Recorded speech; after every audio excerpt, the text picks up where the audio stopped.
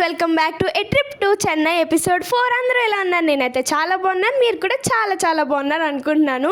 నాకు తెలిసి మీరు ఎపిసోడ్స్ చాలా ఎంజాయ్ చేస్తున్నారని అనుకుంటున్నాను. బట్ ఈ ఎపిసోడ్ 4 రిలీజ్ చేయడానికి కొంచెం లేట్ అయింది, ఏమనుకోకండి. సో ఇంకా లాస్ట్ మినీ వ్లాగ్లో మీతో షేర్ చేసుకున్నాను కదా, మేము బీచ్కి వెళ్ళి వచ్చేసామని చెప్పి.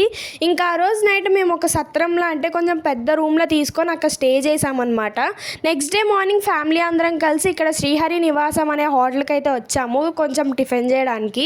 ఇంకా ఫుల్గా అన్ని రకాల టిఫిన్స్ ఫుల్ కుమ్మేసాము ఫ్యామిలీ అందరం ముచ్చట్లు వేసుకొని.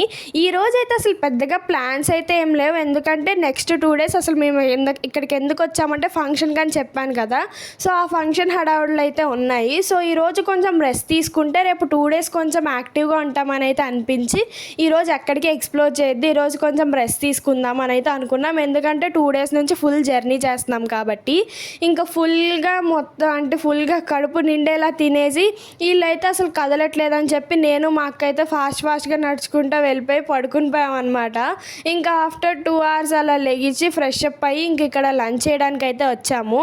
సో బేసికల్ నాకు చెన్నైలో బాగా నచ్చిన థింగ్ ఏంటంటే ఈ సాంబార్ అయితే ఫుల్ ఎంజాయ్ చేశాను.